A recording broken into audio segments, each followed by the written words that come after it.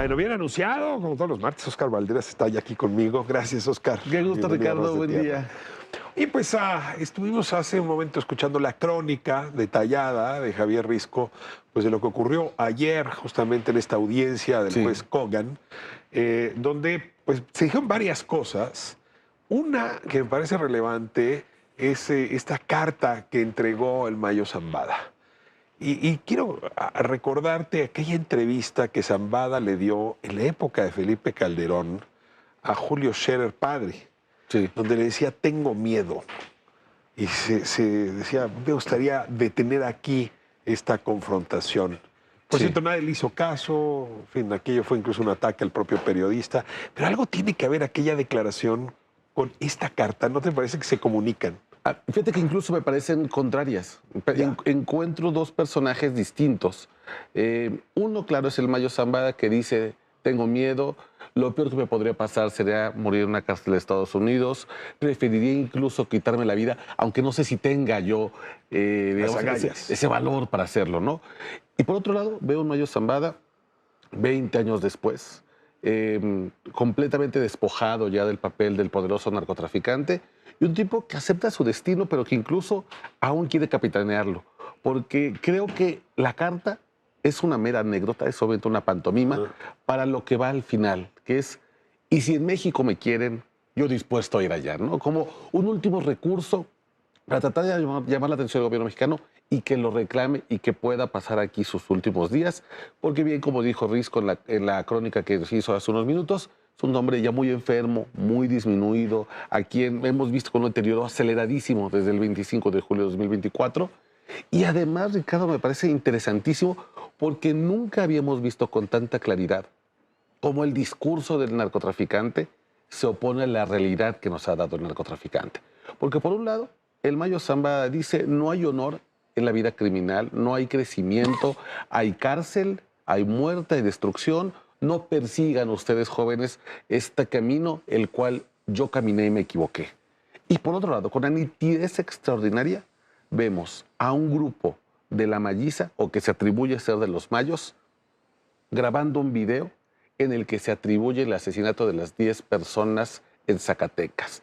5 que aparecen colgados y otros 5 cuerpos que aparecen en otras partes del estado y aledaños. Y tú dices, estoy viendo dos países, son dos realidades. El Mayo arrepentido dándonos una lección de moralidad que llega muy tarde para un país de tantos muertos, tantos desaparecidos. Y por otro lado, parece ser que no tuviera ningún liderazgo. Porque esa reflexión, ese llamado, digamos, a la paz, por lo visto, nadie en la Malliza lo está atendiendo y el mejor ejemplo es lo que pasó en Zacatecas, la Malliza reclamando y el hijo del Mayo Zambada, el Mayito Flaco, Mael Zambada Siqueiros, sigue controlando una de las facciones más violentas de este país, en el cual llegamos ya a 700 días de guerra. Yo quisiera, aunque se ha hablado mucho de eso, pedirte que dimensiones al personaje, ¿no? Anabel Hernández publicó qué libro harás, cosa de 5 años, donde a partir de las declaraciones del otro hijo del Mayo Zambada, encerrado en Estados Unidos desde hace ya un buen tiempo, ahora supongo testigo protegido, Sí. dice, el verdadero capo en México siempre fue el Mayo Zambada. El propio Chapo era un segundón, o sea, realmente el hombre que durante 4 décadas comandó esa gran empresa criminal fue el Chapo, fue el Mayo Zambada. Y ahora lo retoman, pues tanto Nochela como Col, Sí. y dice uno, es cierto, estamos frente a quien comandó los destinos de la violencia en este país, no solo de esa empresa criminal. Sí, sin duda, el rostro público, digamos, del enemigo número uno. Si bien el Chapo tenía mucha más mística, porque era un hombre que le gustaba el reflector, que ansiaba la fama, que incluso cuando sale en la lista de Forbes manda a hacer gorras, playeras, merchandising con el 701, y él se pone como el rostro. En realidad el cerebro, el operativo siempre fue el Mayo Zambada. Pero aquí me parece, Ricardo, que lo importante también es pensar que el Mayo Zambada nunca pudo haberse construido a sí mismo. Es un hombre que corto académicamente, no tuvo una educación formal, un hombre que prácticamente se fue creando a sí mismo sobre la marcha y va adquiriendo cualidades para liderar esta gran empresa criminal. Pero es importante recordar que no hay forma de que el Mayo Zambada hubiera acumulado tanto poder sin alguien o sin muchos personajes de la vida pública, de la vida empresarial, la vida política, de la vida eclesiástica, que no lo hubieran construido. Él no es un hombre hecho por sí mismo, como dicen los de Estados Unidos, a self-made billionaire.